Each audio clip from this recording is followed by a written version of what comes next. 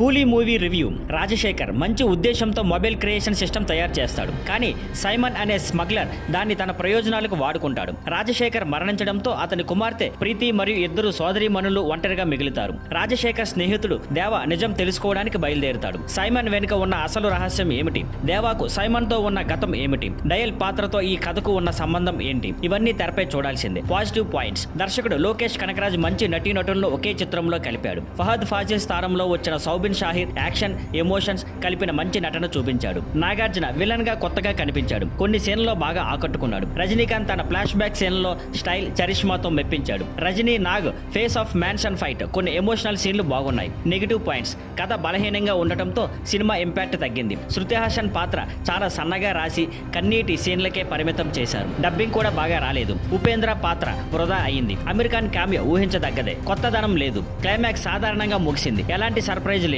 ఎల్సీయూకి link లేదు. Technical అంశాలు. Lokesh writing లో బలం లేకపోవడం ప్రధాన లోపం. అనిరుద్ధ్ సంగీతం ఆల్బమ్ లో బాగున్న బ్యాక్గ్రౌండ్ స్కోర్ లో ఇంపాక్ట్ తక్కువ. Cinematography okay. ఎడిటింగ్ మరింత కట్టుదిడ్డంగా ఉండాలి. మొత్తానికి కూలీ Rajinikanth style, Soubin Shahir acting, Sathyaraj presence వల్ల ఒకసారి చూడదగిన యాక్షన్ డ్రామా. నాగార్జున విలన్ గా బాగానే చేశారు. అయితే కథ, ఎగ్జిక్యూషన్ సగటుగా ఉండటంతో పెద్దగా హైలైట్ అయ్యే సినిమా కాదు. రజనీ ఫ్యాన్స్ అయితే ఒకసారి చూడవచ్చు.